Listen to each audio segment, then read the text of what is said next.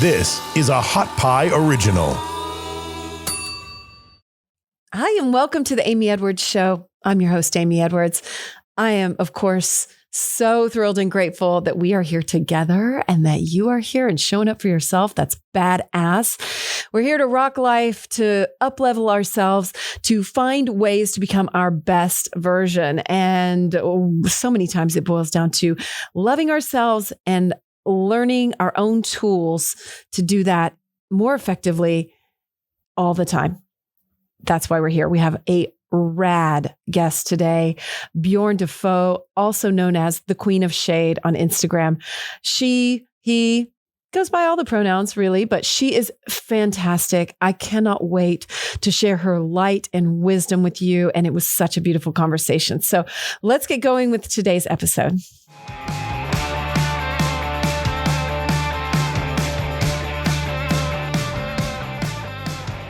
Thank you so much for being here. We have such an exciting guest today. She's so incredible, the Queen of Shade. And before we get to that, I'm just going to talk a little bit about something I was thinking about, something that came up in my own life, which is like a zillion things all the time. But one thing in particular, and I had already kind of been thinking about this. I've thought about it a lot of times, and that's just about finding gratitude for even the shit that happens to you, just even the bad stuff. One of my friends was saying this to me the other day. Mike Davis, he goes by Mike D is awesome on I think that's right. Mike D is awesome on Instagram, and he is an incredible person. And one of the things he said to me was, if you're happy in this moment, if you're happy right now and you're cool, then you have to be grateful for every single thing that has happened to you in your life. Because without those things, even the shit, you wouldn't be where you are right this minute. So if you've met someone you love, if you've gotten out of a toxic relationship, if you've stumbled into a job you like, and you name it, whatever it is, if you're happy in this moment with anything, which most likely you can find something you're happy with. Maybe it's your child. I look at my children and I'm like, you know what? Great. Like everything I did has led me to this and this beautiful connection with these children. So whatever it is, even if you have one thing, everything that has happened to you or that you have done, even the bad things or what you want to label bad, let's not label them. They aren't bad because they led you to this moment. They were just learning experiences. They were just growth opportunities. I'm not always about relabeling stuff, but I am when it comes to bad and good, right? Because we never really know. Like today's guest, Queen of Shade, Bjorn, talks about something that happened. She thought she had backers for what she was doing. And when she was so happy about that. But as time progressed, they pulled out and she thought it was the worst thing to ever happen. But it turns out now she's making more money and happier without that and doing it on her own. And, it's just that reframe. It's just that we have to give it time to show us the gifts that are there. And sometimes it's things like doing the bad label, whatever, doing the stuff that maybe isn't our greatest, coming from our greatest self. Because that teaches us, that shows us, that led us in a direction. So I guess that just really impacted me because it got reinforced. As soon as Mike said it to me, it got reinforced in several different ways, which totally surprised me. He and I were together doing a couple other things and we looked at each other and we were just struck by the fact that it was being reiterated. It was like the universe was like, hey, oh yeah, did you get that message? Here it is again. And here it is again. Let me just throw it in your face. And that leads me to thinking about signs, right? Because I talk about this in our episode today, which is so great and powerful, but we talk about signs and how so many times we're looking for signs. And I talked about this with Amanda a couple of weeks ago. And just so many times that's our own self-doubt. But I did have a moment today where I was like, I need some signs. I just felt like I needed, something to lean on. And I have an affirmation about that I'm going to share at the end. So I want you to stick around for that. But we are going to get into like when we're needing those signs, and they are all around us. They are all around us all the time. And we can just trust that not only like everything that we've done has led us to this point. So relax, because we're just going to keep being led. And then also signs are everywhere. And I'm going to have an affirmation for that at the end. So let's get to today's conversation, because it's long and it's awesome. And I'm so excited to connect with the Queen of Shade. She goes by I Am the Queen of Shade on Instagram. She has tons of music, videos, all sorts of things out there that you can find. And all of her links, I'm going to put this in the show notes. So you can just click one link and find everything, including Instagram. But it's at flow.page/the Queen of Shade. Easy. Flow.page/the Queen of Shade. And she's an intellectual entertainer, but a just manifester and someone who motivates people and inspires people with not only her story, but her words. And it's so beautiful to spend time in this space and in her shade, which is absolutely beautiful. So I am just thrilled to share this conversation with you today and be able to learn from this glorious, magical being that is the Queen of Shade, Bjorn Duphot. So again, find everything at flow.page/the Queen of Shade. And anyway, this is just an exceptional conversation with someone who has accepted themselves being a gay, Black, effeminate, cross-dressing man. Self-acceptance is such a beautiful thing if we can get there. And I'm stoked to share this. So stick around for the end, because we're going to talk a little bit more about some points that were made during this conversation that really stuck with me, and also our affirmation for the day. Y'all, I'm so excited to share about a couple of my favorite products right now. So I'm going to tell you a little bit about Sovereignty, and that's sovereignty.co. And I have a discount code coming in just a second. So Sovereignty creates game-changing supplements that take our workouts to the next level. Our to-do lists become a piece of cake, and falling asleep becomes even easier too. That sounds so good, doesn't it? Because without sleep, where are we, right? So first, let me tell you about Purpose Plus. I absolutely love it. And it helps you if you're feeling unmotivated or need just that extra boost of focus and want a healthy way to do it. So it's called Purpose Plus. It's a blend of CBD and CBG, which is a mood-enhancing hemp-derived ingredient. There's also 7 clinically studied ingredients with the world's best adaptogens to deliver results that you can feel immediately. The supplement empowers and supports your mind and body to feel better, be better, and achieve better results, which I absolutely love. But you can't do that without good sleep. So their other product hits the other side of that. It's called Dream Plus. It relaxes and calms the mind and body, and it also helps you fall asleep more easily and stay asleep longer. Dream Plus contains 5 clinically studied ingredients, CBD and CBN, and adaptogens to help heal your body from the day while you sleep. If you're not happy with your results, guess what? Of course, they have a money-back guarantee, because they're a good company and good people, and they believe in their products. So if you don't like it, you can return it for a full refund within 30 days. And I know the owner. I've known her for years, and she is an incredible woman. It is a woman-owned business, and they're going to be in here on the podcast sometime soon too. So I'm stoked about that. Use code Amy for 20% off your purchase and find out with no risk why I love my Purpose Plus and my Dream Plus. Go to sovereignty.co. That's SOVEREIGNTY.co. I'm getting that down. And get 20% off your first order, again, with code AMY Amy. You have the best smile. Oh my God. Thank you. Thank you. It glows. So do you. Thank you. Thank you. I do get told that, and I bet you do too. Has your smile always been that big? You know what's so funny? Yes. Since I was a little boy. Did you ever? And what? they always said to me, "Oh, did you have braces?" And I'm like, "No, I've never had braces. They just came in this way." Yeah, no retainers, no. You were meant to shine with that smile because it's gorgeous. I went through this weird phase where I felt like my light wasn't shining. It was about 1.5 years ago, and it was kind of a dark time in my life. And when I look back on pictures in that time, I wasn't smiling in any of the pictures. Like I wasn't shining. Have you ever had a time when you felt like you noticed that maybe you weren't shining and were going through a dark time? Could you see that in yourself? You know what's so...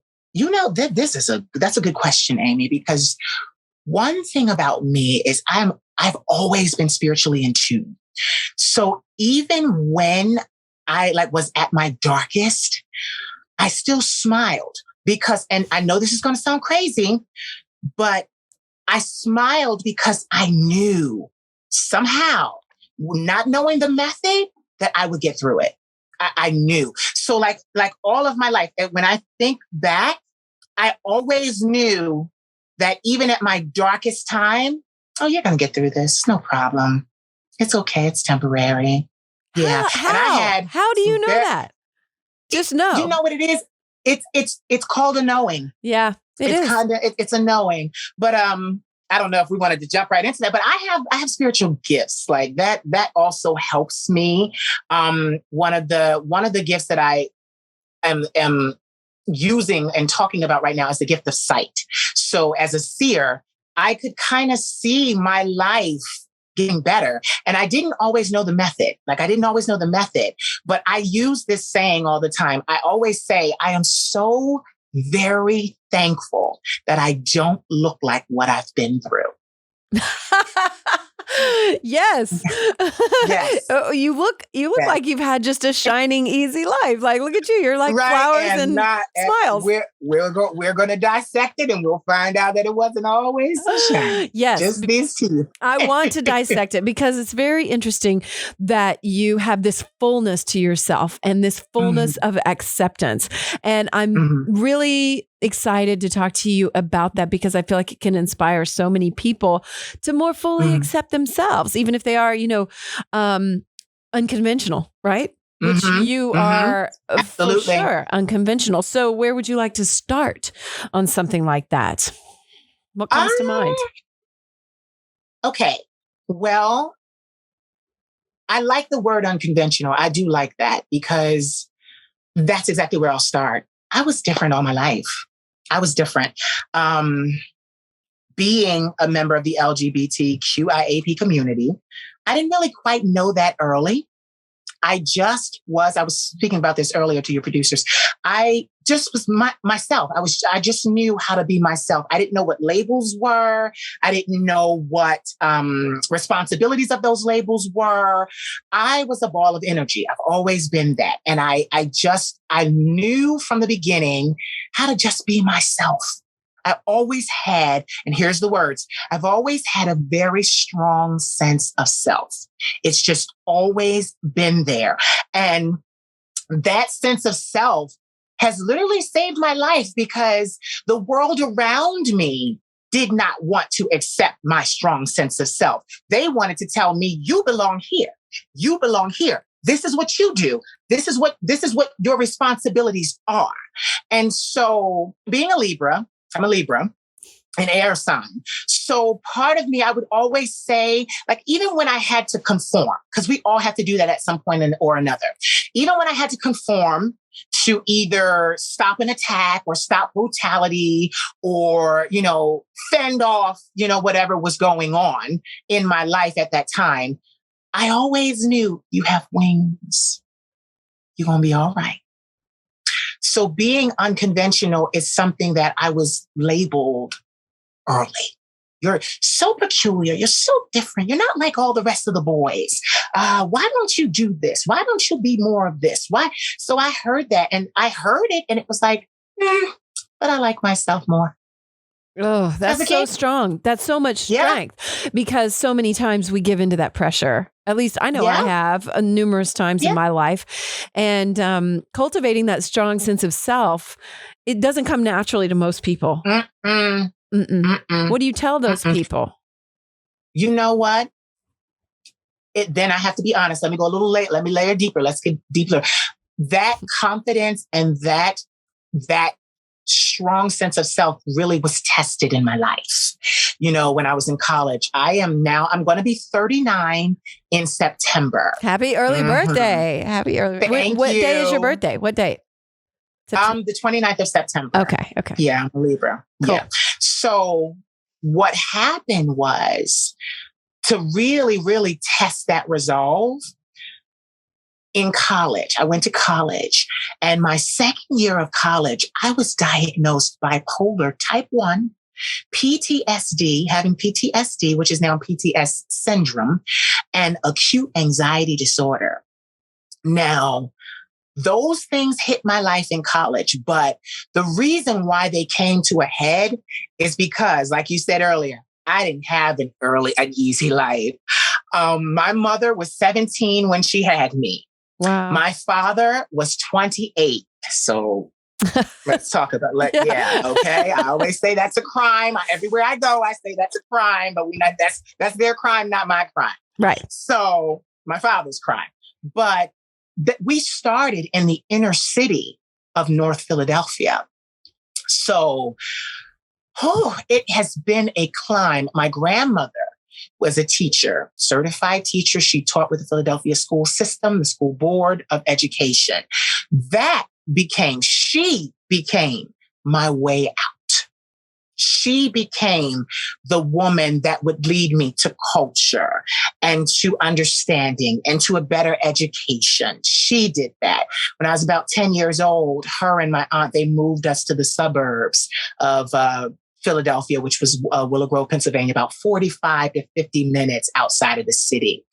And that resolve was tested because I still had a lot of trauma. My mother and my father both were substance abuse users, and there was abuse there, and there was just broken family there. And, you know, I say all of this because I talk about this all the time. Yeah. So it's not hard to talk about it, but it was a lot of brokenness early. So I needed that strong sense of self, Amy. I needed it. And it came from inside. People always say to me, how'd you come through that? And it truly was my connection to the divine. I used to dream. I would dream about a better life. I would dream about me doing more important things than just sitting at the playground. You know, I knew that I was destined to do things. That's where I said that knowing. So I behaved differently. And that means when I was around children my age, they were playing, they were doing this, they were doing that. I was already different. So I was used to being by myself. I'd be sitting somewhere in the grass, meditating, Amy. I love it. Meditating and focusing on my life and what I wanted it to be, regardless of what the statistics said or my birth said. I always knew I was destined to do something else. Now get it. I didn't know what that was. That was very nerve-wracking, not knowing what that would be or what it looked like. But one thing that also came with being unconventional was when something happened in my life, even if it was new, if it was unique, a unique series of events, I jumped on it. I knew to jump on it. Like my soul was like, oh, take that, grab that. It was always that way. Let that go. Put that down. Grab this, grab that. Take this, take that. I, even today, live a very spiritually centered life. Even in my work, and we'll get to my work, but even in my work, there is a constant communication with the spirit world. My ancestors, the divine, the spirit world. That has always been it as long as I could remember. Even being indoctrinated, I moved away from indoctrination after high school and kind of forged my own spiritual belief system. But that it was always there. I was always like, if you ask anyone who knew me, oh, he was always off singing to himself and, communing with nature, being outside, just know, like, I just always knew, Amy. I just always knew. Like, to try to explain it anymore is just a fallacy to me, because it really is. I knew, and it was such a strong knowing that whenever I did what spirit said to do, I was rewarded. Yeah. So it's kind of like, even as a youngster, as a teenager, as a young adult, it's like, hey, I did that and something good happened. So let me keep on doing that, because the more I do that, the more good happens. And it was kind of like that, kind of like a puppy. You want to be rewarded. You want to do the trick right. It was very much a training. It was. Spirit was really training me. When you do something right, you get rewarded.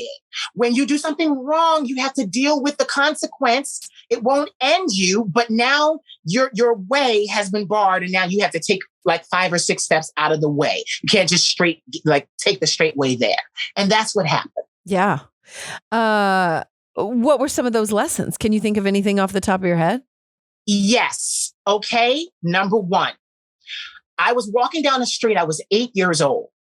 I'm in the suburbs at this time, singing to myself. That knowing was always there. Spirit was always present with me.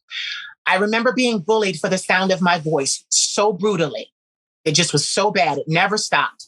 The physicality of it stopped the older I got, but it was still the emotional side of it. But 8 years old, walking down the street, I'm in the suburbs, I'm walking down the street, I'm singing to myself.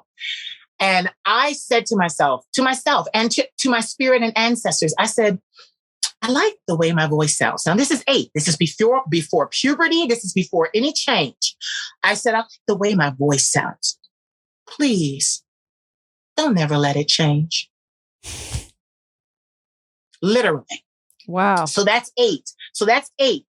You start to get to about 10, 11, 12. They start to show you the puberty video in school, and they tell you you're going to get more testosterone production. Your voice is going to drop. All of these things. I freak out. I'm like, no, I don't want to lose my voice. So I remember that prayer at 8. I focus on that prayer. Puberty comes. Body goes through changes. I get taller. Everything happens. My form becomes more, my exterior becomes more cut. Testosterone is moving and flowing. My voice stays the same. My voice stays the same to this day. I saw that you make music. I did a little research on you last night. You did. You're so sweet. So I saw, and I was listening, and one of your songs that really got me was Magic. Yeah. So I was listening to that and literally thinking about my childhood. Back to the story. Puberty happens. Voice stays exactly the same. I am now, to this day, at 39 years old, I am a countertenor. That is a mezzo soprano. To this day. I went through all the awkward times in church, being on the choir and having to sing soprano, and all of the boys and the men making fun of me. I did all of that. But I liked my voice. To this day, almost 39 years old, and I'm a mezzo soprano. And I'm happy. Yeah, your voice is gorgeous, and that shows so much of this power that we have within us, if we can tap into that. And so many times we overlook it. And you're such a shining example of leaning into that. And that's so incredible. And that it saved you. And it's just constantly, I just feel like I'm constantly getting these lessons in trust, and trusting, leaning into that, trusting my sense of self, trusting all that, and that it's going to be okay.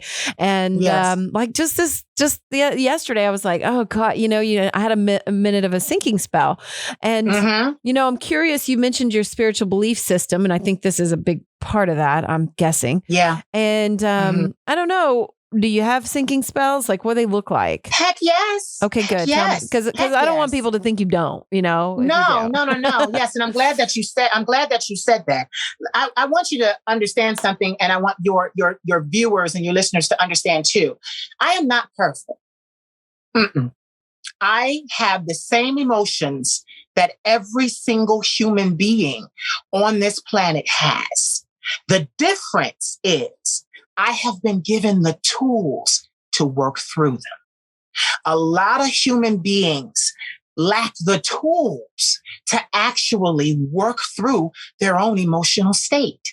And the reason why I say that is because sitting here now, I've had 12 years of therapy, in-depth therapy, because of the whole mental illness, bipolar disorder, post-traumatic stress disorder, acute anxiety.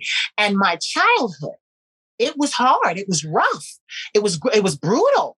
But I was given 12 years ago, I was given tools that I use every single day. Let's go a little deeper. Well, I was just telling your producers this. I want to ask you real quick. Do you think people actually have the tools, but they don't know they have the tools?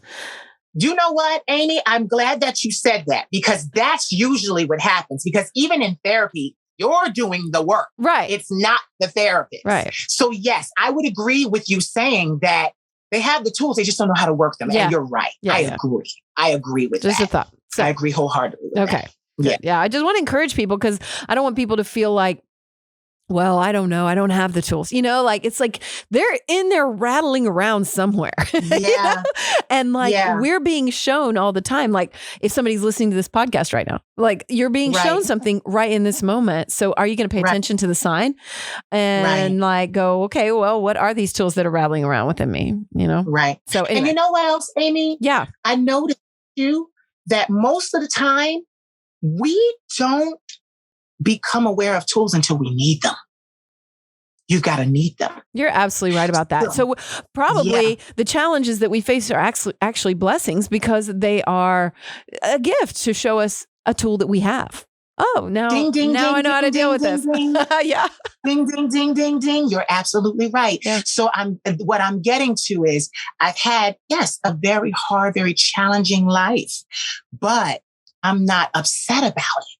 But I want to go even deeper, because you said, I want my listeners to understand that we all are the same. Last year, I was telling your producers, now I've been in business as the Queen of Shade. That is a persona I've created online for the last 5.5 years. Been successful, have global support, people everywhere. I, talk about that. I reach a lot of people a year. But what happens is last year, I formed I was doing the whole artist entrepreneur thing. Mm-hmm. So I formed an LLC about 5.5 years ago for the Queen of Shade. It goes out of business during the pandemic. My backers pulled out.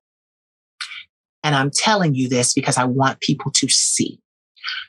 I was suicidal.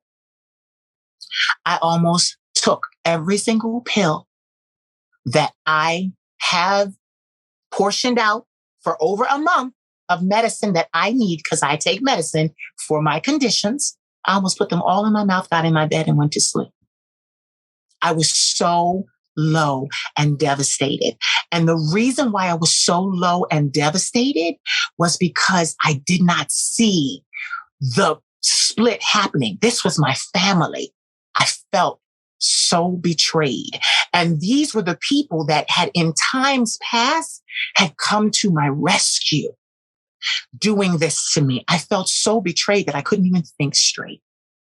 And I remember, because I did a podcast about it, I remember talking about what got me through that. I literally was looking at the dresser and I said to myself, now, this is the thing, these gifts, remember, this knowing is there. So I said to Spirit, I said, listen, Spirit, if you want me to stay, I'm going to need you to say something right now. Immediately. Just like that. Spirit says to me, I am not going to give you a reason for why you should stay. I'm going to tell you why you want to leave. Yeah.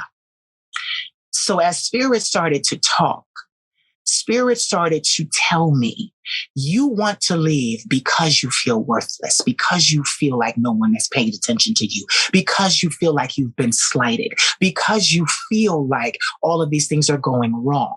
And what I need you to understand is that is your perception of what has happened. That is not actually what happened. Mm-hmm. So that was a big dose of, I want to be a child. I want it my way. My inner child going crazy. I want it now. I want it now. I want it now. I want it my way or no way. And spirit called me out on it. And as spirit called me out on it, that feeling started to leave. That feeling of I could just get in the bed and do this, because I realized it's not going to go my way. To be honest, it's never going to go my way. Not ever. Yeah. Not ever. That illusion of control. No, I know. Exactly. And Amy, I really want I want your listeners and your viewers to hear that. It is never going to go your way. Spoiler alert. Never. But if you are flexible and lean into the curve instead of away from it, it'll benefit you. It'll benefit you. We need to start to learn to live lives that benefit us, not necessarily that help us get all the things that we want. Not going to happen. No. And let me just back up one sec. When you say spirit spoke to you, was it like a voice you heard? Did you like, I think a lot of people can doubt that, and like, oh no, that's just my mind making it up. But yeah, I mean, that is spirit talking to you, You know what? I learned this years ago, Amy. We all have a conscience. Your conscience is that internal voice of the divine built in to speak to even every single one of us. In indoctrination, I was taught God doesn't speak all the time. Well, he doesn't need to, because he built a conscience in that does that all the time. He doesn't need to. Your conscience, and get this, it can sound like, people ask me, well, what does it sound like? To be honest, it sounds like me. Yeah, it does. Well, we are divine. Like we are infinitely connected, and we are God. I mean, if we're made in God's image, I've been listening to Conversations with God, so I'm way on track with this. And so, it's going to sound like us, and then we doubt it, which we shouldn't doubt it. We should trust that. No, we should trust that wholeheartedly. Because the only person you can trust in the world is you. I know. Well, you had a massive lesson in that then, right there. Mm-hmm.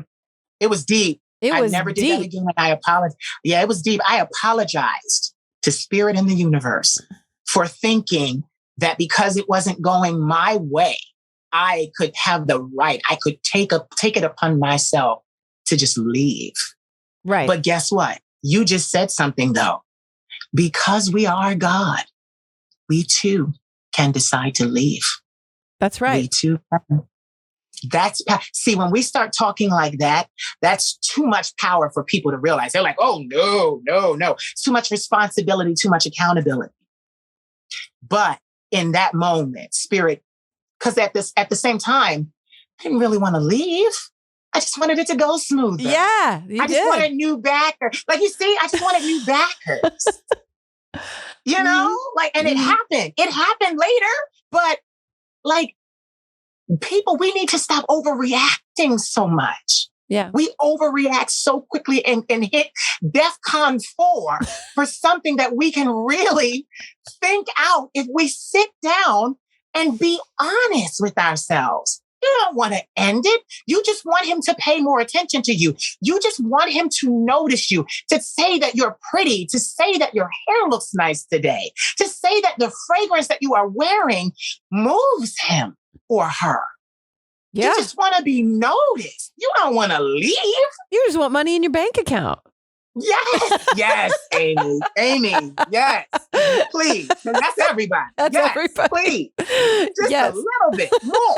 Yes. Yes. Yes. That's incredible. Yeah. And kind of brought a little tear to my eye. No, you're so right. And what a beautiful thing to apologize to the universe Yourself. or ourselves or both, God within ourselves. I did that just recently. I felt like I was just sitting in meditation and I was kind of doing that ho'oponopono, where you, I love you, thank you, please forgive me, I'm sorry. You do it. That's not the right order, but I was just kind of doing it to myself, like, sorry, I've treated you so shitty so many times. I saw that. I did. Yes. I think I did post something about that. And you did. And yeah, I feel like we can ask ourselves for forgiveness and then do it. And then actually do it. That dark moment that you had, so many times we can hold ourselves like accountable in some weird way where we're blaming ourselves and not forgiving ourselves and just keeping hanging on to that shit that we did. And I think that's one of the hardest things to do is forgive ourselves. So good for you. Do you know, Amy, that we as human beings,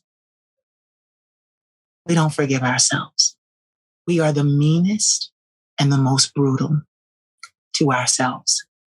All of the brutality that I incurred in my community for being an effeminate Black gay boy at that time, punched on and beat up, cannot compare to the damage and the hatred and the meanness that I did to myself. I had to work through it, and it took me some time, but I literally was the worst person to me. So you're absolutely right, because we can forgive everybody else, but we burn us at the stake. We burn us at the stake constantly. And you hear a lot of mentors and motivational speakers talking about that. You have to reprogram your self-talk, because your self-talk is what does it. And get it. And what we don't understand. See, we think we go on and we get on nice dresses and we look cute and we think, oh, it's over. It's over. No, it's never over. It's right on the other side of your face. It's right there. It will always be there with you. So you have to constantly forgive yourself, forgive yourself, forgive yourself. I'm going to be nice to you. I'm going to be nice to you. Because get this, if I'm not nice to me, how can I treat or ask anyone else to be nice to me? Yep. If I don't treat me the way I deserve, how can I demand it from another human being? I literally have to be the one to show other human beings how to treat me. So if I am not treating myself well, then I'm just giving them a license to do whatever they want to do, however way they want to do it. Because what people don't understand is, yes, we have all of these wonderful gifts. I said I was a shaman, an oracle, a prophet, a seer. Guess what? You know what that means? Yes, I have gifts, but guess what? So does every single person on this planet. And then on top of that, the only person that can read a human being is another human being. We know we can look at each other and tell exactly what's going on internally. It's called being empathic. Human beings we are made to be empathic, to feel. That's our job. We grow by each other, because then someone sees you and say, oh, well, you got up on the wrong side of the bed today. You're being awfully disingenuous or awfully mean to yourself. You know how many people would be floored if somebody walked up to them at work and said, oh, you're on it again. And you look at them like you're having a bad day.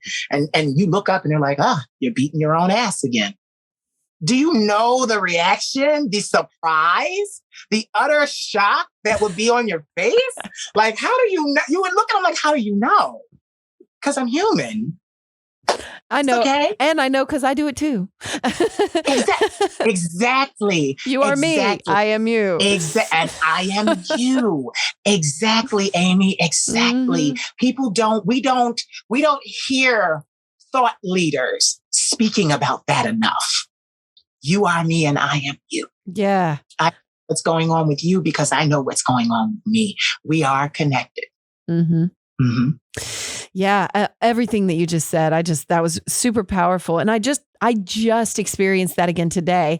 And I have those moments where I'm like, I thought we already did this. Like I've been working to reprogram this, but it's just a practice like everything else. And I had to really, I let myself get too tired. That was part of it, right? And I hadn't slept enough. I hadn't taken good care of myself. I hadn't been doing my regular practices and my habits, and it showed. And I could tell my self-talk was getting bad. And just like last night and today, and I felt like quitting. I felt like depressed and sad. And I was like, I just had to step out of myself a little bit and be like, you're going to have to treat yourself with a little bit of tenderness. This is coming from a place of tired and all that. And so, how are you going to deal with this? Are you going to go back down that path and keep beating yourself up? Or what are you going to do? What does self-love look like right now? And, and I think that's an important question to ask yourself. Like, what does it look like right now? Like, does it look like you need to go to sleep? Does it look like a nap perhaps? Or, and I don't know. I just really feel what you're saying. And I'm able to get back to it quicker. I think with the more you practice these tools, the more you can get back to it quicker, Yes. Which is tricky sometimes, but it comes with experience. And you have been practicing it your whole life, really, and snapping back to it. Long time. And you know what? I want to just plug this real quick. Maslow's hierarchy of needs. Are you familiar with that pyramid? That your family and money and then when you get to the top, there's self-actualization. Thought leaders say that is the hardest thing to achieve in life, is to actually be yourself as you actually are. And, so my therapist, we always talk about it, and they always praise me because they're like, you're so fully self-expressed and so self-actualized. And then people ask me, how are you so self-actualized? How do you know yourself as you are? And my story is quite tricky. Well, this is the thing. Growing up in my community, being an effeminate gay Black man, not even a masculine gay Black man, I incurred a lot of damage. So it kept me in a space where I had to stay with myself. So, and my therapist said this to me. She said, so in the hierarchy of needs, self-actualization was the first thing I had to grab before I could grab anything else, money, family, career, anything. I had to literally grab myself as I actually am. And honestly, none of this that you see before you that is online, that people know me for, none of it got born or was born until I actually self-actualized. When I did that, then the rest of it just started coming. Maybe Maslow got it wrong. Maybe Maslow got it wrong. Yeah. Who says that? Who says that's the gospel truth? Who says that's the truth? Yes, you're so right. No, you're so right. And I don't think he got it all the way wrong. I think that first of all, he didn't count on the power and the indomitable human spirit, first of all, because I'm a fighter. I'm not, listen, I'm a fighter. So that's number one. But then on top of that, he didn't count on the fact that you didn't have to go in order. I got this thing coming in all kinds of ways. Start at the top and go right to the bottom, then swoop through the middle, then back up, to the top. Then it doesn't go A, B, C. That's what he got wrong. It goes A, P, Q, B, D, S, E. Like it doesn't go, in order. And look at this. Anytime you're charting a star or a constellation, you're looking at it and they've charted it, yes, but they just decided how to connect the dots. There wasn't a manual that said connect these dots and it has to be this way. They charted it and got the Milky Way. They charted it and got Orion's belt. You know, they did. But someone had to say, I'm the authority. I want to go this way, then this way, then this way, then this way, then that way. And that's why we have constellations. We are the same way. We are the same way. And that's why I asked you, and you have people ask you like, okay, how do you do it? Let me write it down. Right. Tell me the steps. Like I'm a Virgo. So I'm so like that. I'm like, Yes. Can I make a list of that and then check everything off? So tell me exactly how to do that. And I've had lesson after lesson that there's no map. There's no fucking exact, path that I'm going to be shown. There's no pyramid that I get to build that I go, okay, first I put this down and then I put this down. It's not, life is messy and life doesn't, your path is going to be your path. And I think that that's a great thing to take away. Like when we ask, okay, how do you do it? I tend toward that. Humans want that. We want to know like, okay, let me know how, and then I'll do it. But the how is that you have to actualize yourself and then you'll just know and trust, which is kind of messed up because we wish we had that plan, but we don't. That is the plan. We don't. Like when I started in college, I didn't get to finish. I had to do a medical withdrawal because of my illness. But when we started in college, it talked about how we make biological adaptations on the cellular level. Anything that happens in our life, you like, say you make a change and you're like, you know what, I'm going to do this. You don't even realize that at the cellular level in your body already made the change to what you're planning to do. It's listening. You just can't see it. Mm-hmm. Yeah, you just can't see it. And then I also noticed too that as a scientist, as I was a very black and white thinker. Most human beings want to be black and white thinkers because it gives you a surety. If I do X, then I'm going to get Y. And life is not black and white. It's like you just said, life is messy, but life is gray. It's gray. Yeah. It's a lot of gray area in between the black and white. And we have to, and get it. I spent many years in therapy crying and throwing things. I needed to look like this. I needed to look like that. And they're like, it doesn't look like that. Look at your own self. Look at your own life. Are you black and white? No, you're gray. You're gray. Everything you want to do, it's gray. So I learned. I had a lot. That's the thing. I had a lot of drilling. Like I got a lot of lessons because you have to remember, I was medically withdrawn from college at 19 years old. So I'm 39 now. Yeah. So I've had lesson after lesson after lesson after lesson after lesson. And I started even my career, my beginning at 19. So I'm 20 years into this. But I said what I said about the despair with the business and stuff to show you that at any moment, I'm right back there with my raw self going, you messed up. You fucked up. This is not what we had planned. You've let us down. We have that whole comment. And now we're going to excommunicate you. You will be executed at dawn. That kind of thinking. And then you sit, and then what's worse is you sit in the cell thinking, knowing, okay, I'm going to be executed at dawn. And then at midnight, your conscience comes and says, you don't belong in here. We're going to do a jailbreak right now. So you get out. And it's just like, and then you think about it and you're like, oh, thank God I'm not dead. Thank God I'm not dead.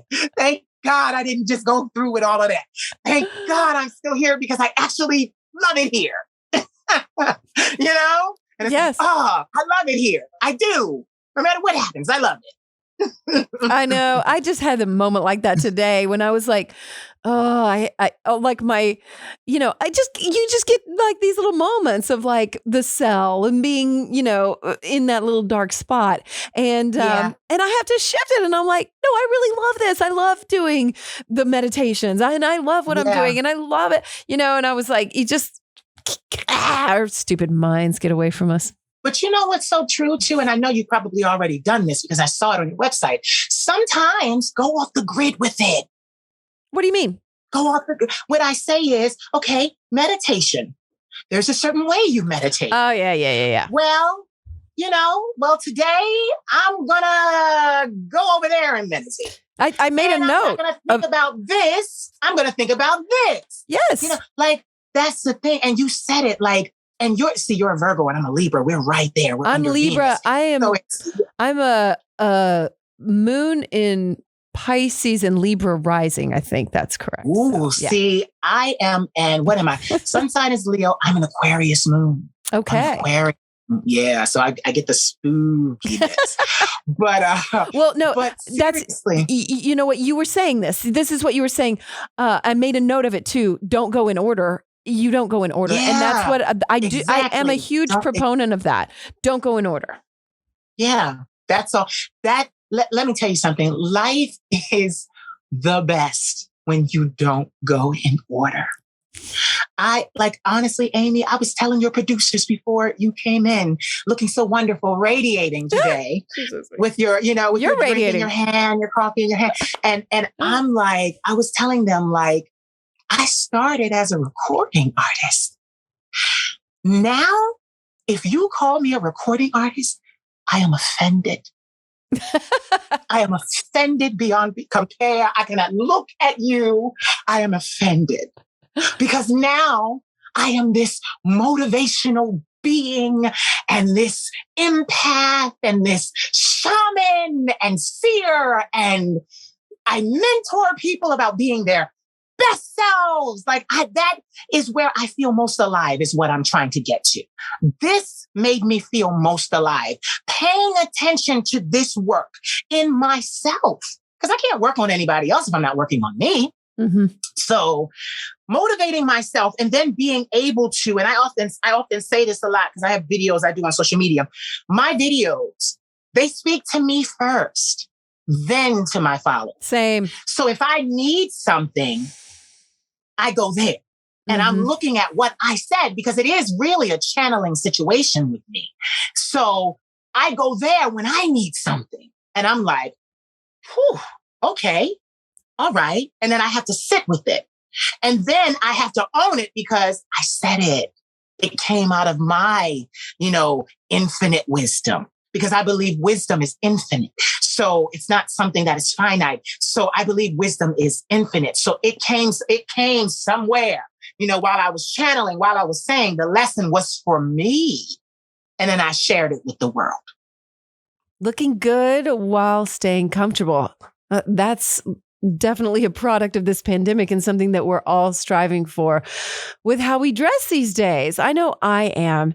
And Good Life Clothing does exactly that. It's an American-made brand from the finest, highest quality materials, and their core collection of premium essentials keeps you looking good and feeling good too, meaning comfortable, soft, feels good against your skin. I love that so much. I've worn it, I own it, and I know of what I speak. So you can stop by their new location here in Austin at the Domain North Side, or you can go online to goodlifeclothing.com. And if you use my code Amy20, you can get 20% off your entire purchase.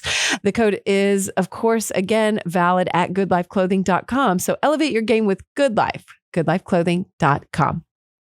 That's how you got to be. People, we don't allow, big corporations don't tell you this. The society doesn't tell you this. They want to call you self-centered, but really everything starts with you, and then you radiate out, you project out. And that's the problem. Everybody tells us to start out here, and then the last place you end up is here. And it's the wrong way. It's the wrong way. Everything is supposed to go from here out. That's self-actualization right there. Being you, a spiritually connected, empowered, motivated being. Everything else is out there. But if you've got that, and you know what's so crazy? I'm sitting here and I'm just going to say this. You have that. What you need to understand is you have your moments because there's more that you want, and that's okay.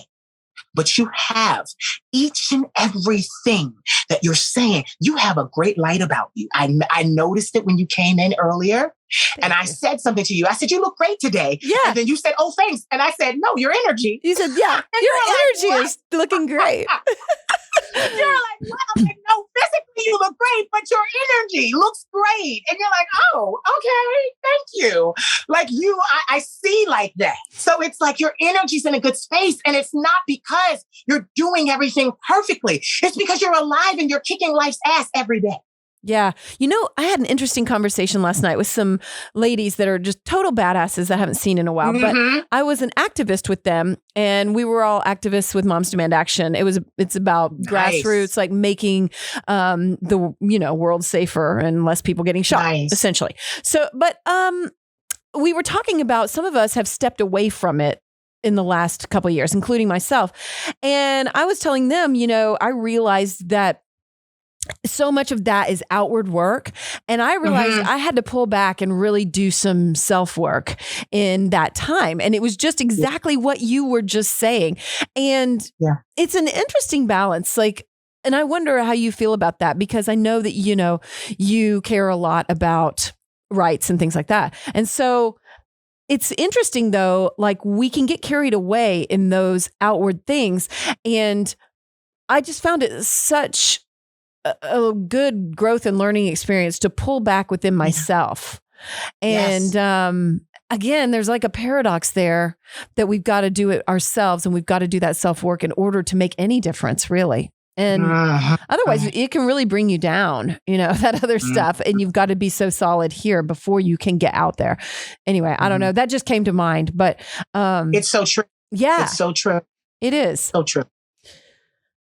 Anyway, that's a good, it just made me think, how many times we look somewhere else, and it's so crucial to do that self-work. And I just keep coming back to it, But you know what?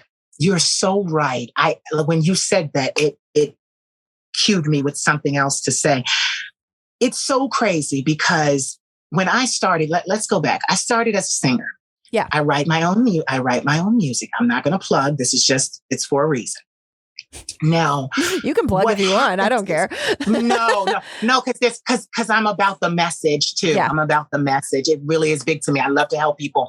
So what happened was I had a couple of years where I tried to do it the industry's way. And I was pretty much burnt out. I didn't like the dividends. I didn't like giving up the complete ownership. So now, mind you, I'm not by myself. I have a group of other people that sing really well, beautiful songwriters. We're in a group. And I'm like, 2008 hits, and I'm like, I'm not going to audition for a record label. And they're like, what? Like, this is our dream. This is what we do. Like, you got to get a deal to get your music out there. And I'm like, I don't want anyone to own me, because I realize the gifts that I have. It makes me a little teary-eyed. The gifts that I have, this is an affirmation. The gifts that I have were not given to me by mere men. So since the gifts that I have that were not given to me by mere men should not control them. Since the gifts were given to me, I should be in control of my gift every single day of my life, because it's mine. So, long story short, when I started, nobody knew me online, nothing.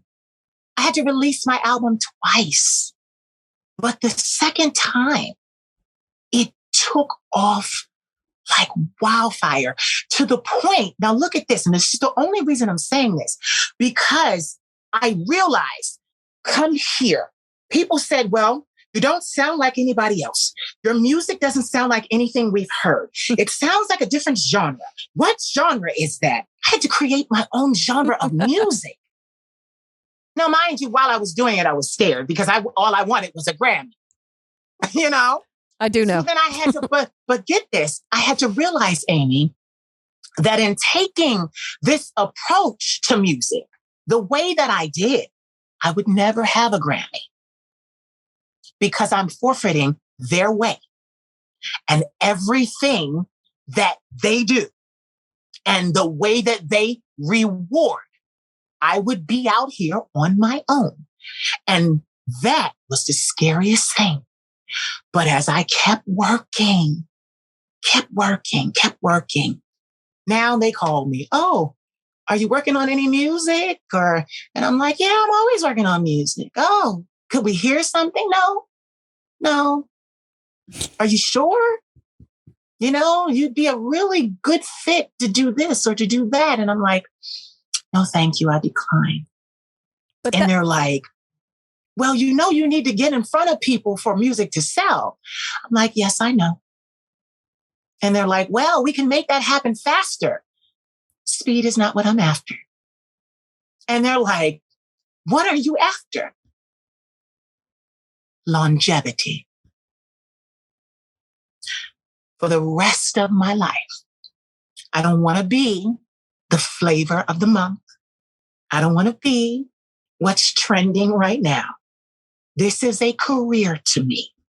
So that means 40 years before you can retire. I'm 20 years in. I've got a good 20 years left at 39 before I can retire. I'm just trying to make sure I have enough to be able to retire and not have to go and come back. Like what I'm saying is, it became real to me. It was less about glitz and glamour and fame and recognition. It became more about the work, what I'm saying, how it heals, the dopamine release from the music. Because, music is very powerful. So it became a way for me to tell my story. My music tells my story. And I just said all of that to say that you're so right when you say it is about censorship. You gotta really, and if you're not careful, people will trick you out of you because they just want to make a buck. Mm-hmm. They just want to make a buck off of you. Mm-hmm. But you're doing yourself a disservice because, like you said, we are God. We are God, which means, and fortunately, some of us tap into that divinity wholeheartedly. And it's like, oh my God, do you know when you tap into your divinity, money doesn't matter anymore? It doesn't matter. Because when you believe in your full self and know your full self as you are, money will come. It will come. It will come. Same way I had that moment of despair in November around Thanksgiving about my backers backing out. Turn around, I couldn't even relaunch until April. Relaunched in April. And then all of a sudden, here come the funding. And I'm like, but what? And my accountant said to me, you know that the entire time you were in the company with your backers, you were taking losses tax-wise because you didn't make a single dollar of revenue. He called me and said, do you know that with your new business on your own, with your mentoring service being the forefront of it, helping someone else, you've made more money than you ever did in 8 years with the company you had before? It was a gift. Didn't feel like it at first. No. It hurt. Yeah. Like unwrapping that, I'm like, it's like unwrapping that and you're like, why are you giving me used Chuck sneakers? What am I going to do with used Chuck sneakers? Put them on. You're like, but they're dirty. You're like, they smell. What? Yeah. And it's like, put them on. And it's like, oh, but these are broken in. These are well worn. These are good for where you're going. I'm like, okay, so I'm wearing these dirty old Chucks. It is. It's that's the thing. It takes time and perspective. I didn't realize that was November when that happened. It was so recent. Yeah, it was November. It was recent. Wow. After all these years. And I was like, literally, I felt like the stock market crashed and I was ready to end it. I was just like, because it was like, I have so many people that rely on me and depend on me, and to not be able to go on anymore. What am I going to tell them? How am I going to look to them? All of that negative self-talk. And then I realized it's not about how you look to them. Mm-mm. It's about how you look to you. Get up from here and learn the lesson, and then go back to them and tell them what happened. I was just reading something about that too. I don't know, yesterday or something about how many times we go, oh my gosh, how am I going to look to them? And like, that's self-centered because then you're like giving yourself this big, important role in their life. And it's like, right. And it's like, oh, well, excuse me. Like they're going to care for more than 5 minutes. You know?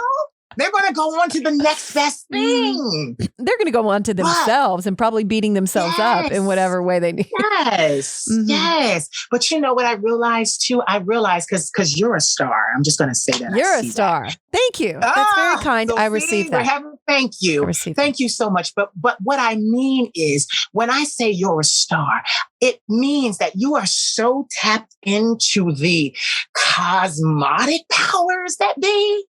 You are so tapped into knowing who you are that the sky is the limit. Shit's going to just start happening. Shit does happen. Have you ever, gone out and you're like, okay, I didn't feel good. And this is that. And you have to get in your car and you're like, oh, where did this come from? Well, I can actually use this. That gives me something to talk about. That's a good topic. You see something in the grocery store. You see somebody, you're like, wow, this, that, and the other. Oh, but I could go back and use that on my podcast.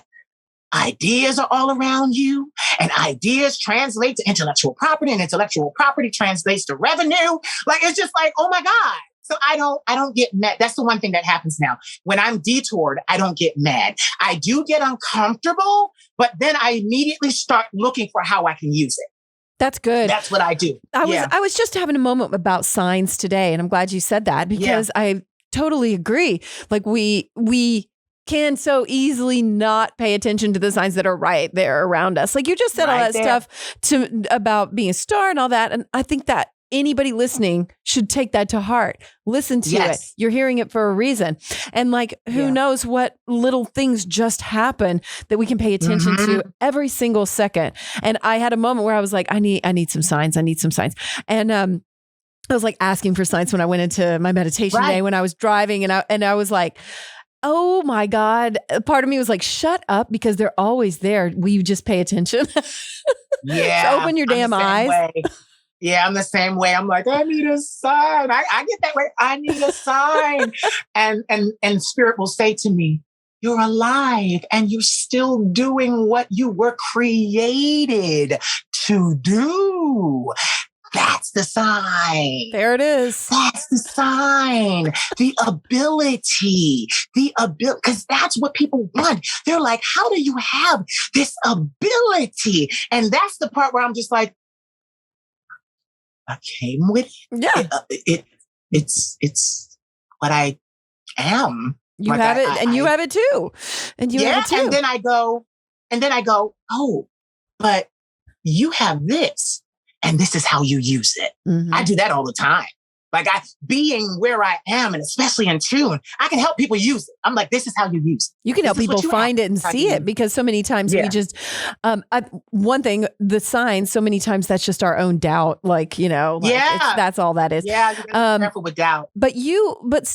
It's easier to see it in someone else a lot of times than in ourselves, So maybe, this is a moment to encourage people to say, okay, if you can see it in somebody else, just remember that somebody else can see it in you. So it's there. That's true. And I'm even going to offer your listeners a tip. Oh, good. Buy a mirror. Yes. And I don't mean we just had ours right here before we got on the air. Right. We did. I have a huge wall mirror. And what I want to say is go in front of that mirror and manifest. See yourself and talk to yourself. It is not crazy. Talk to yourself. Well, that didn't go as well as I wanted to, but tomorrow's another day and I'm going to try this and I've got this. The more you do it, the more comfortable you'll get used to coming to yourself for help. I've been preaching that exact thing lately. And I'm so glad you said it because it's so true. And I got off my mirror talk the last week and I can tell. And I've noticed when I have my mirror talks, I really try to direct them towards self-love, but they turn into little conversations, little pep talks. They turn into a lot. Like I manifested my business in front of the mirror. You like did. I did. Tell me how that went. How'd it go? Yeah, like I literally was literally, I'm like, it was so, oh my God, it was so crazy. I can see it like it was yesterday. I'm like standing there and I'm like, okay, I'm trying to push the music. And I'm like, I go in the mirror and I start doing like these videos, like I do them online. So do these empowerment videos. So I start doing the first couple. I love your empowerment and I'm videos. like, yes. I'm like, you're on to something. So I go to the mirror, because I always do. I run to the mirror and I'm like, what's going on here? And I'm like, I don't really know, but I feel good about it.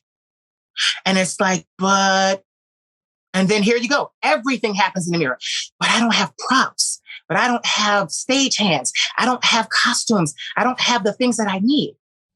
Well, if you keep doing it, they'll come. And it's like, really? And then my conversation goes, well, let's start with what you have around you. Do you have anything around you that's silly that you could put on to get yourself in character?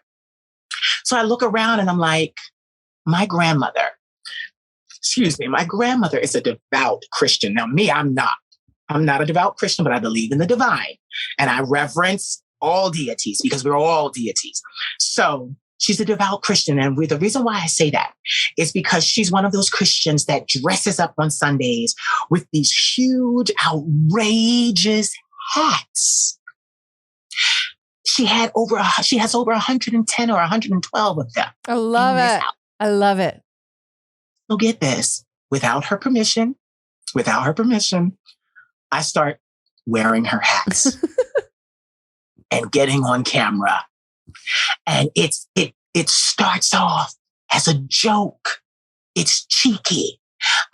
But people are looking like, oh my God, you got so many hats, like you're wearing them. Da, da, da, da, da. The hats are so funny. But then I go viral. And I realize it's not the hats that they're listening to. It's what I'm saying. And literally, I remember I started on Instagram. I was talking so fast, Amy. It was 15 seconds. That was the time allotment that they gave you for videos. Just 15 seconds. So I was up there like quick, like really going, like balls to the wall, going. And that went on for like 2 years. And I started to be known as, oh, the guy with the hats. That's interesting. Okay. And then my grandmother, she'll be 75 in October. She's a Libra as well. We're the only 2 Libras in the family. She was taking care of me because of this whole mental illness thing. She's always looked out for me. She's always been my right hand.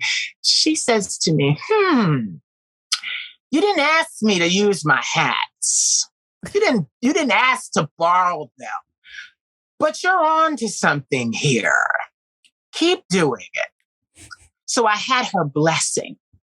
So I continue. I've been doing it for 5.5 years. And what I'm trying to illustrate is each year, like literally my anniversary is New Year's Day. It literally is. She was in the hospital having her gallbladder removed on New Year's Day a couple of years ago, 5 years ago, 5.5 years ago. And I said to her, because I started going viral and my followers went from 10,000 followers to 26,000, literally overnight.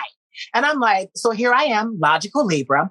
I'm like, oh my God, I'm not ready. I don't have a name. I don't know what to do. We need a professional outfit. She's like, no. She's like, but you are going to be called the Queen of Shade. So I'm like, really? She's like, yeah, that's your name, the Queen of Shade. And anytime in times past, when you think of shade, especially in the gay community, it is to cut someone down. Right. It is to be mean. It is to be spiteful. It is to be vengeful. It is to make someone feel small. But that's not what I do. And what I do is I empower people. And when I first started, I was angry. I was angry at the whole world. It started that way. But then the Queen of Shade became this vessel of encouragement and strength and fortitude. And what's so crazy, what I don't understand is I looked on the internet and there's so many other people that try to steal my trademark. But I trademarked it. Nobody else had trademarked it before me. And I'm like, as much shade as people talk, know about this, nobody has snatched up this trademark, but it was meant for me. So I snatched up the trademark, and year after year after year, it just became this. I remember I started a couple of years ago, maybe 3 years ago. I'm like, I go to her and I'm like, I don't have any clothes, but I want to wear wigs. And she's like, okay. So we start buying wigs. I'm like, okay, well, I work out. Yes, I have a good body, but it's a little raunchy if I'm in a wig and makeup with no clothes on. I'm showing my bare chest because, started as one of those men that works out a lot. Mm-hmm. So I'm like, okay, it doesn't really, the message is being lost. So I'm like, okay, I'm going to have to start to dress this thing. Then come the dresses and the hair. Then I learned to do my makeup. And do you know, Amy, ever since I started, I don't really incur a lot of evil hatred online. I've had my moments, but there's far more love and understanding for who I am and what I do. But I said all of that to say, because I did this centered. I started with self, and the rest just kind of grew that way. I said all of that to say that. So I didn't mean to story time you that I liked much, it. But I loved it. Yeah. But literally it led back. The bottom line is it led back to my acceptance of self. Mm-hmm. Me being me. And then I had to tell the whole world, hey, you might not know this, but I've been a cross-dresser since I was about 8 years old. I used to wear my mom's, high heels and dresses and, so I've been doing this in secret since I was about 8. Now that I'm 38, 39, I think it's okay if I do this now because I want to do this. Nobody's going to kick my tail anymore. I'm old enough to do this. I can make the decision. So that's what happened. Funny stuff. I love it. No. And, I was thinking about the word shade too. A lot of times it's used as like providing shade for someone, meaning, you can sit under my shade. Exactly. Mm-hmm. Exactly. You are so right. It became that. Please keep talking because you just hit it. I want your viewers to hear the breakdown. You said it. That's what it became. Please keep going. Well, that's what you're providing, really, is you're providing, and that's that mental health thing, right? When sometimes we need that shade. We need to sit in someone else's shade. We need to know that we're safe. It's like a safety. Yes. It's like a safety and a beautiful thing, which that's not to say you're not sitting in the light. You are, but you're also providing that safe space for people to be themselves. That respite, that respite from the sun. Yeah. You can still see the light of day and everything going on around you, but it's just that little respite for so that you can kind of catch yourself, wipe your brow, and then go back out there and do what you need to do, slaying the world. Yeah. That's exactly what it is. It's just so much strength, and not only can you sit in it and take that respite, but you can also just realize that you too can get to that strong point to provide shade for someone else. I'm extremely resilient. My therapist always tells me that's you been are. The one thing. You are. And you know what? That's one of the best qualities that we can have is resilience. Yeah. I got asked what my superpowers were the other day for some little profile that was being done online. And I did say resilience. I was like, super resilience. You got to be able to bounce back and bend without breaking. Yes. Mm-hmm. Yes. And that's my thing. My thing is I got the resiliency, but I also have the energy. My bipolar disorder is type 1. So I rarely get depressed. I get a lot of energy. So with the energy, I'm able to work. Like literally these little videos that we're talking about that I've done in 5.5 years, I have 21,000 of them. Wow. Yeah. That is impressive. 21,000. Like I became, and that was the thing. Like I became, when I realized that this is my purpose, this is who I was meant to be, I didn't want to stop doing it. I couldn't stop doing it. I ran my house crazy, filming. And I released sometimes 15 separate videos a day. And they all have a different message. I can talk about love a million different ways. And I just want to say this. So I went to the divine one day, and this was about 2 years ago, and actually 3 years ago. And I said, I'm nervous. Now, mind you, when I say I went to the divine, having this conversation here, Sure, and in the mirror, the mirror's in front of me. So I'm like, I love that. I love that. Yes. Mm-hmm. So I'm like, I'm nervous. So then the divine, me, says, why are you nervous? I said, because I've been doing this for about 2 years now, and I'm scared that I'm going to run out of content. I'm scared that I'm going to run out of things to say. I'm scared that I'm going to run out of songs to sing, songs to write. I'm scared that this is going to have a short shelf life.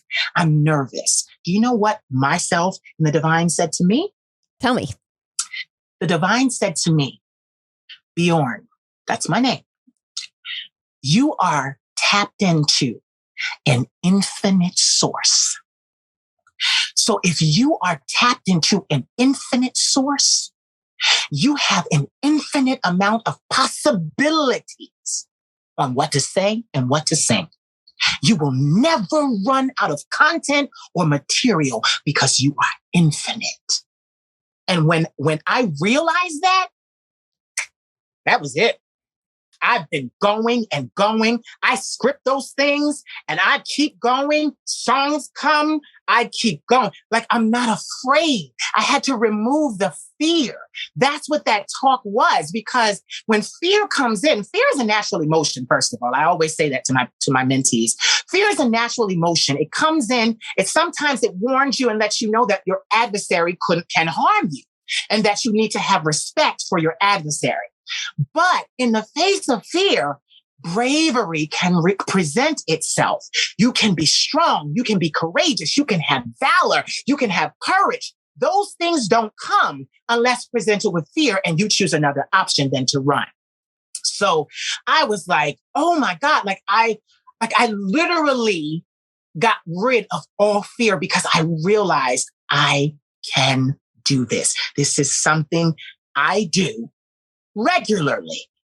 I can do this. And to this day, people are like, oh, well, your last album was released in 2018. Are you going to release more music? And what I love about it is I'm so honest. I said, well, making music is expensive.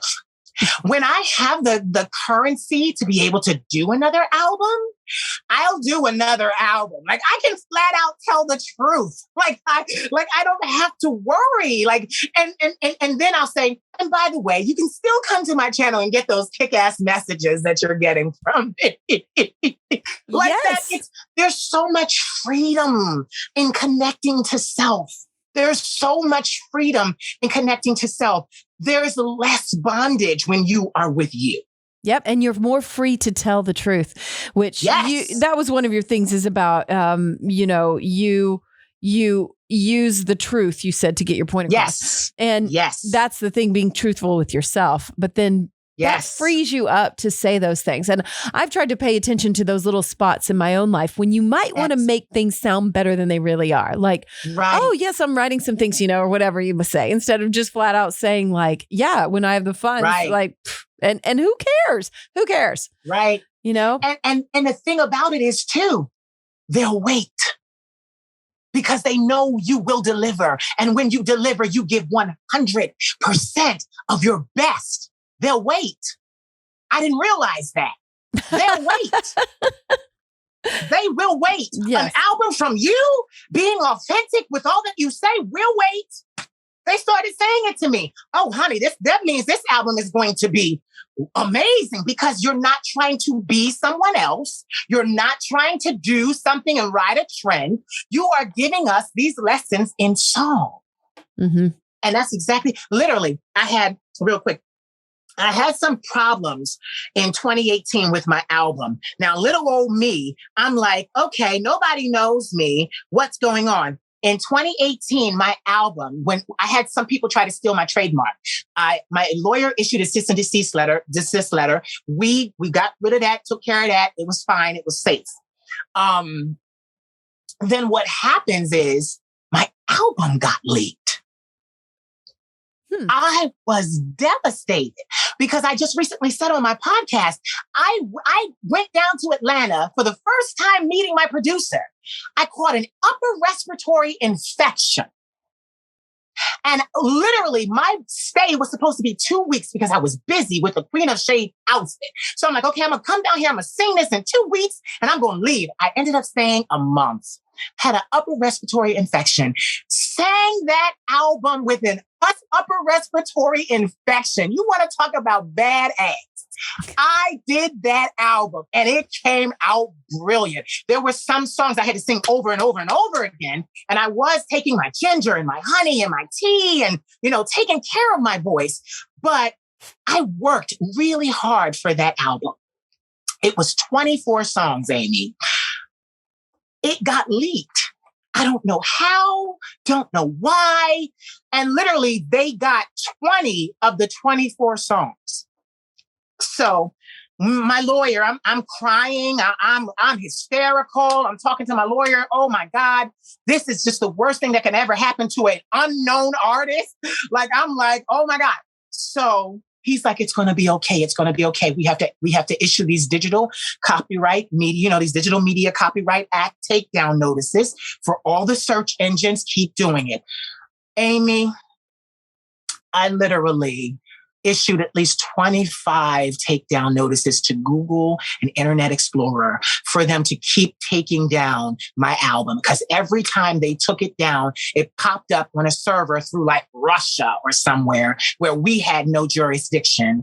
And I'm like, oh my God, somebody's really trying to end me. Not me, not me.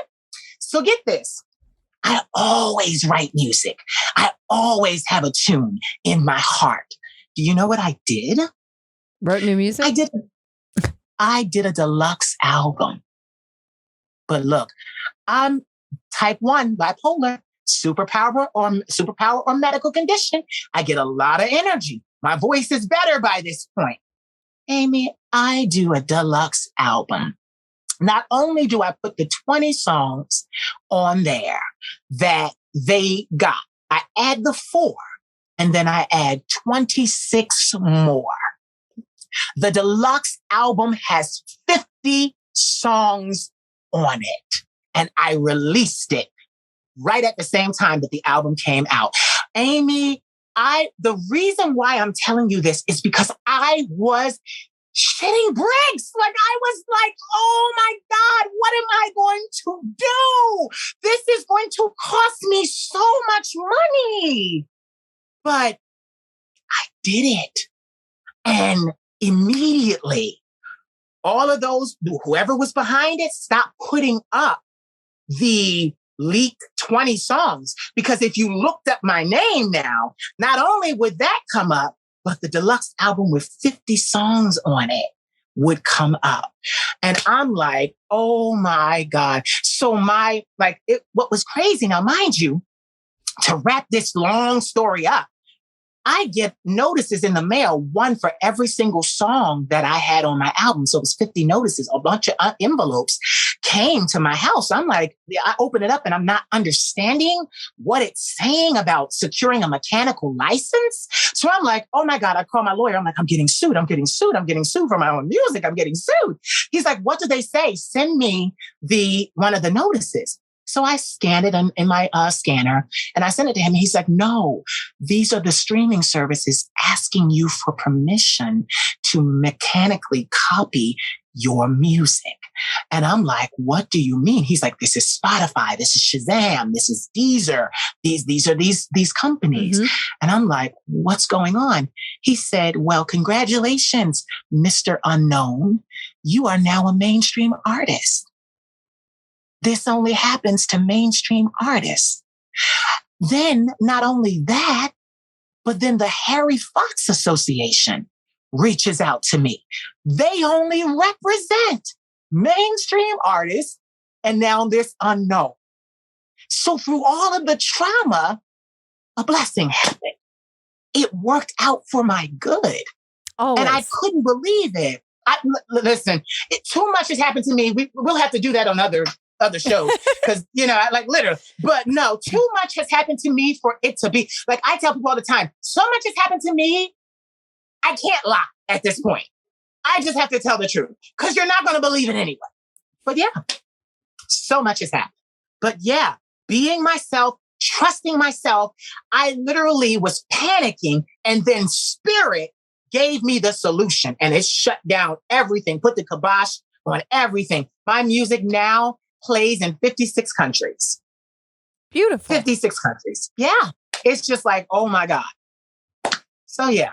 Well, where does I know there's self in there, but where does belief fall for you? Because those were moments of doubt, you know? Yeah. But and so many times it's like, no, just believe.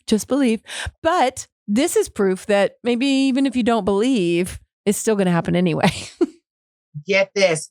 I love that you asked it, because I'm going to tell you the truth. As far as where belief lies in this, I didn't believe in myself enough. I didn't believe while I was doing any of it. I didn't believe. I hoped. I had faith. Well, here's one thing that you did though. And I just was listening to an Abraham Hicks about this the other day. And they were saying, they were talking about daydreaming and dreaming in general. And you earlier said, you know, you're dreaming all the time and you were daydreaming all the time. And this is a 2-part question. So I asked my boyfriend about this the other day. He's a powerful manifester. And I was like, hey, do you daydream? And he was like, all the time. And I was like, oh, really? And he was like, I have all my life, all the time. And I was like, wow, okay, I need to get my daydream on a little bit more. And so, you may not have had that belief. You were still dreaming and daydreaming and which we could call envisioning, really. And so you were doing that. And so I guess I'm curious, like you were doing that. So it's not exactly a question, but you were in that instance, even though you may not have had that belief. And then I'm curious, like, what are your daydreams now? You know what's so crazy? My daydreams now, I'm having one now.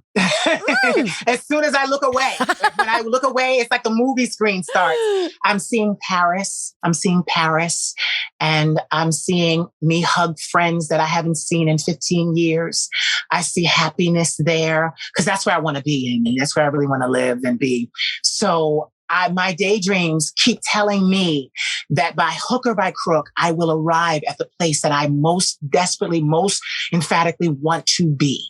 So all of my daydreams center around France. And I see me performing. Like I have friends there now and they're like, if you come back here, it will be easier. You bring your music, you'll be able to do it. It will be easier for you because they're celebrities in France themselves. So they're like, you will be able to do it. You will break into the market. It will not be a problem. So I've already been told that. So I kind of have that assurance. Start learning French. So yeah, like, right. They always say that. I have this little app that in my phone that helps you to learn. And I understand it better than I can speak it. Like I see what it says. I know what it says. I understand when someone says it to me, but actually me to speak it, they say we have a Yankee accent. Like, you know, so they always said to me, you have a Yankee accent, like in Paris. So I'm like, oh, okay. So, but I see the arrival at what I view as my most happiest moment. That's what I see. And I see further past it, but I see the arrival at what for me is a culmination of all happiness to return. I left my heart there. So literally everything that I do at the end of it, when I'm by myself, when I wipe my face of makeup and I pull off my hair and I place away my gowns, I sit. And as I'm sitting there, it just brings me, I literally am just seeing myself walking down the Champs-Élysées or at the Eiffel Tower or, you know, just breathe. And the funny thing about it, now that you asked me, what am I doing in the daydream? I'm literally closing my eyes and breathing in the air. I'm daydreaming. Like you're full feeling about it. Meditate. Full feeling it. So you see that? I'm daydreaming about meditate. There. Yeah, I'm a weirdo. But no, I don't think it's weird at all. No, it's not weird at all. It's actually a really good tool. A really great tool. And I'm wondering, I think that there's 2 ways to look at it. One, people could be like, that could take you out of the happiness of this moment. But I don't think so. I think it can actually make you happier in this moment. Yeah, it makes me happier. Because also my happiest moment is when I do this, so I'm at that moment, this is being put away. So I'm in kind of a transition or in between as I return to my normal self. And then the daydream of Paris happens. So I was happy while I did this, and then I'm happy wiping it off and things like that. But while I'm wiping it off, here comes that daydream to remind me where I'm going. So it's kind of like it's like a what is that?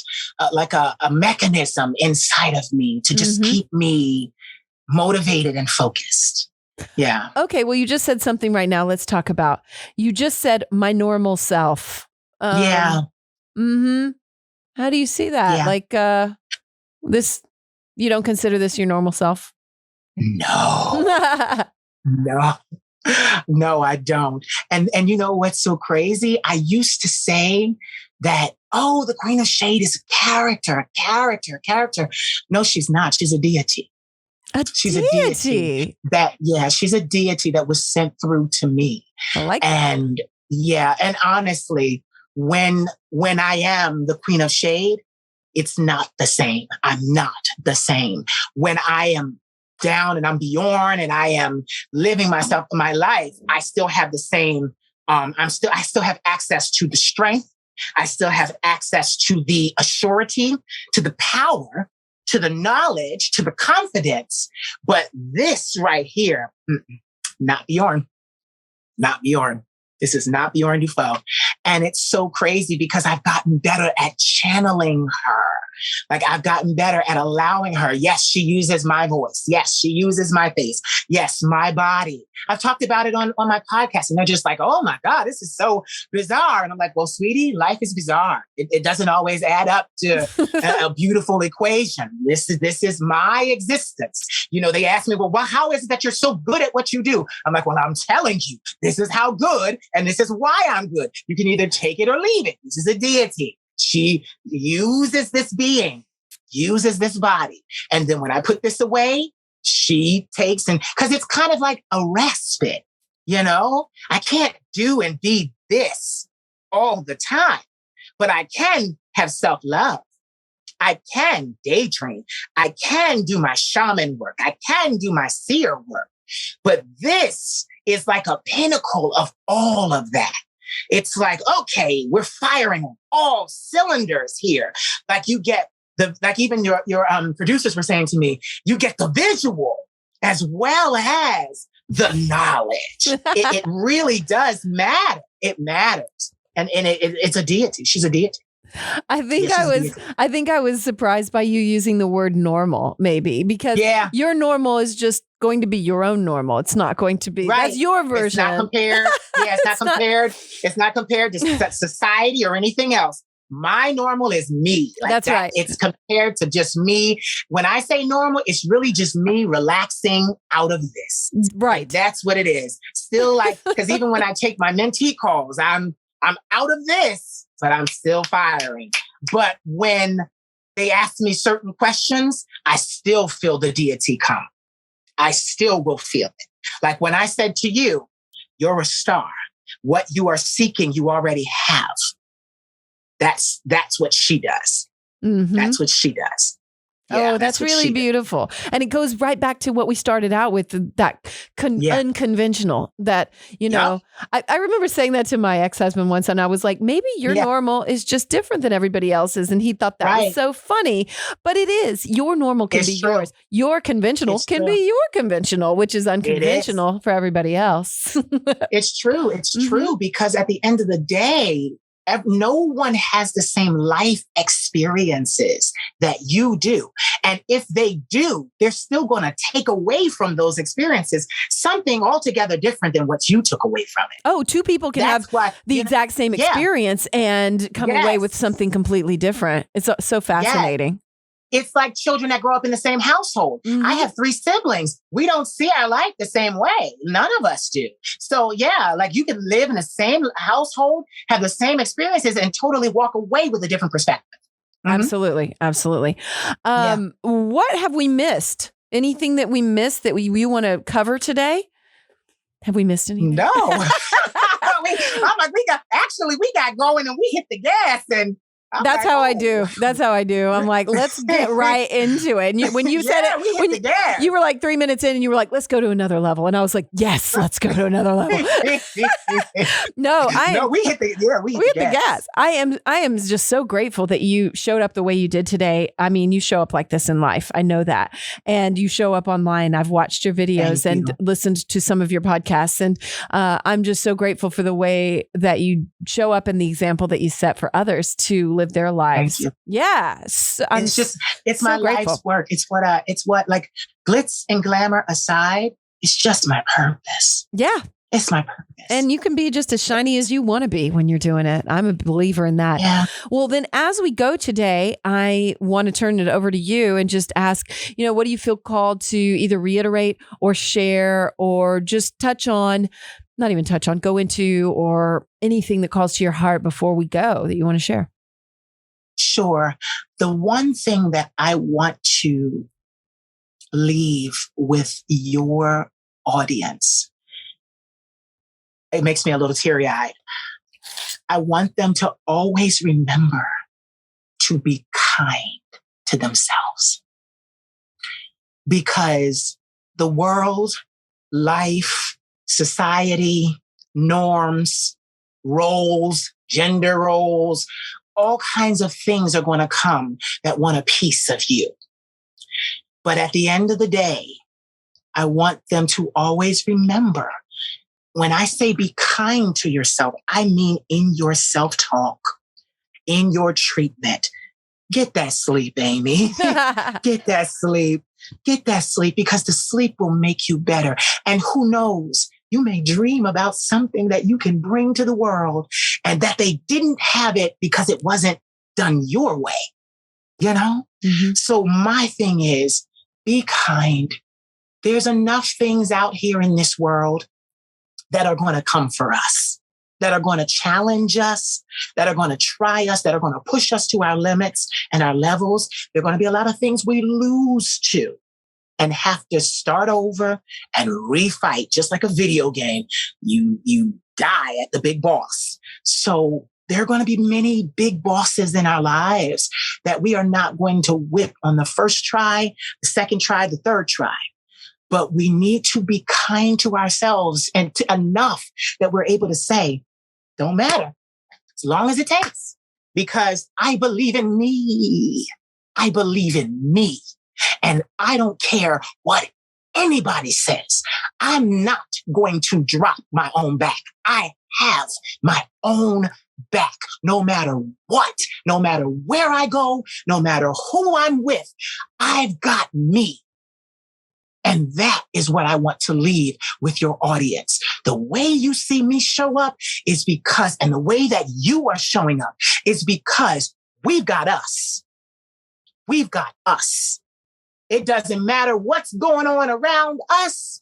We've got us, and we are being kind and gentle to ourselves because everything isn't our fault. Everything isn't our fault. Things happen because they happen. So why beat up on yourself because something happened that was meant to happen because it just didn't favor you at the time? At the time. Understand that it may not have favored you at the time, but a delay is not a denial. It doesn't mean it won't ever favor you. It's just not your time. So keep going. Keep on coming back. Keep on showing up for you, because eventually your ticket's going to be called. And only you're going to be able to answer that. You'll be like, wait a minute. Those are my numbers. And then not only will your ticket number be called, but all this extra wisdom, knowledge, experience, understanding you carry with you because you leaned into the curves and learned the lesson. So be kind. Be kind. Be kind. And that's the last thing I want to say. Be kind to you. To you. To you. Mm-hmm. Mm-hmm. Beautifully said. Thank you. Thank you. Thank you. Thank you. Thank you. You know what? We can just promise each other right now. I'm just going to be kind to myself. Yes. I'll promise. I'm going to be kind to myself. Good. I'm going to be kind to myself too. That's right. Yeah. Maybe somebody now can look at that. Now there's accountability. There's accountability. Who can other people listening to this make accountability with? You can make it with me right now. Make it with you. They could go on your Instagram at I am the Queen of Shade. They could say it right there in the comments. You know. Yep. Anytime. Be kind. Yep. Yep. And then it's out there. Then you said yes. it. Yes. Yes. Then you said it. So I would encourage everyone to find you, follow you, listen to your music, be uplifted by your messages, and be inspired by your continued abundance of beautiful, uplifting content. Thank you. Yes. Thank you so much. Thank you. Thank you for having me. Thank you. And I have to say, I've had those moments too where I have felt like, am I going to run out of things to talk about on my podcast? But no, I'm not going to run out. There's never. It's unending. It is unending. It's impossible. You're an infinite being. It's impossible to do. That's right. Yep. If we are God, would God run out? No. Nope. So you can't. Nope. And it'll never happen. So much good things. And a delay is not a denial. Boy, is that the truth. So thank you for everything that you put out there today. I am so my pleasure. Honored to share your wisdom and your voice and your messaging, just to amplify everything that you have in any way that I can. So I just want to say thank you again, Bjorn, Queen of Shade. Thank you. So honored. So honored. And just review one more time how everyone can find you. And of course, it will be in my intro, my outro, and it will be in the show notes so people can just click through. And I know you have one good link that's flow code. I was going to say I have one good link. Yeah. My one good link, it's flow page, // the Queen of Shade. That's flow right. page. It's all one word, flowpage.com. / the Queen of Shade. It'll take you to everything. Beautiful. And I will have that in the show notes too, so everybody can find Thank you for having me. Thank you so much for being here. You are just a gorgeous ray of light. And so thank you. A ray of light that provides shade for all of us in the best way. Yes. I love when you say that. I'm going to use that. You should. I'm going to use that. It's true. I'm going to use that. That's the biggest compliment I've ever received. Oh, my gosh. That shade can be also shading these people just so that they can get a moment to themselves to just feel the breeze, regather. To know that they're covered. You're covered for a moment. Just relax. Beautiful thing.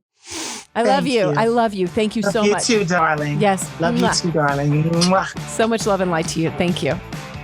Huge thanks to Bjorn Duphot, aka the Queen of Shade. I am just so honored that you showed up today. Thank you so much for being a guest on this show.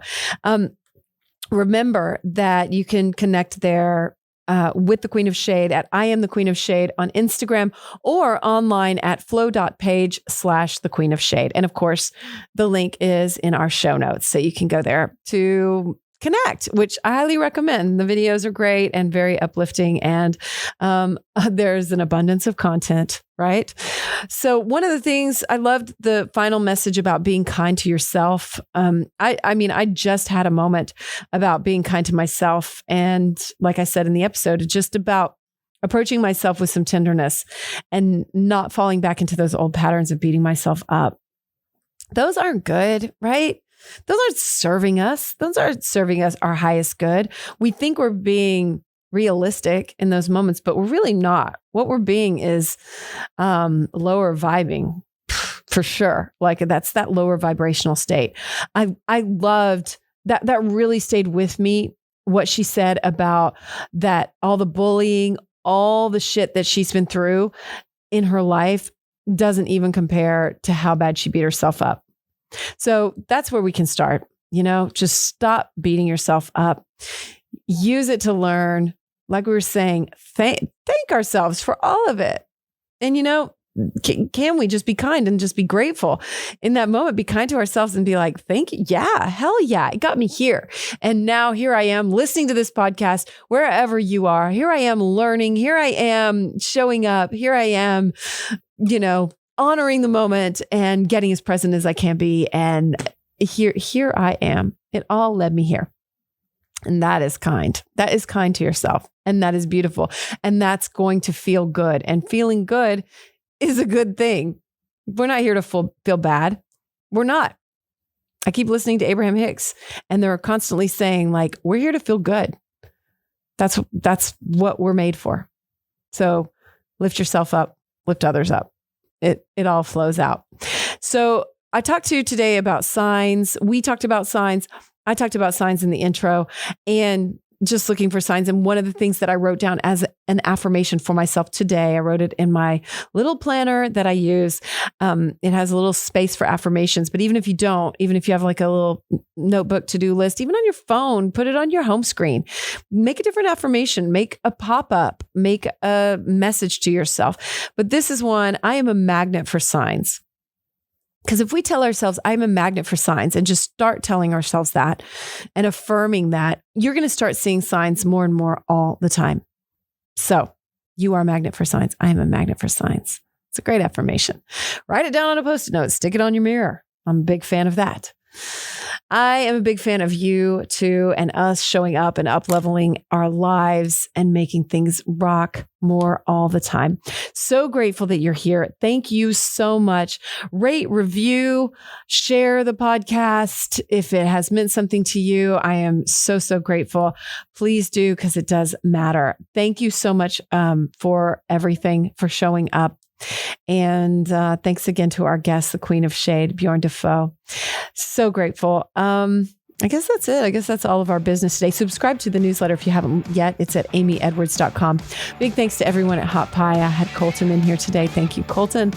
And thank you to everyone at Hot Pie. And thank you to you, because here we are, right? Doing this thing together. Yeah, it's beautiful. Beautiful. I feel it in my heart right now. I hope you do too. You're a magnet for signs. Don't you forget it. I love you so much. And I'm wishing you abundance, kindness, peace, love, happiness, beauty, gratitude, manifestation of all the best stuff in the whole wide world to you and yours until we meet again next time. Thank you so much for listening. If you liked this show, please rate and review. It totally matters. And I encourage you to spread the love too, and share this episode with a friend if you feel called. Find me and my newsletter sign up at amyedwards.com. And you can also connect with me on Instagram at realamyedwards, or in Clubhouse at Amy Edwards, or write to me. It's amy@amyedwards.com.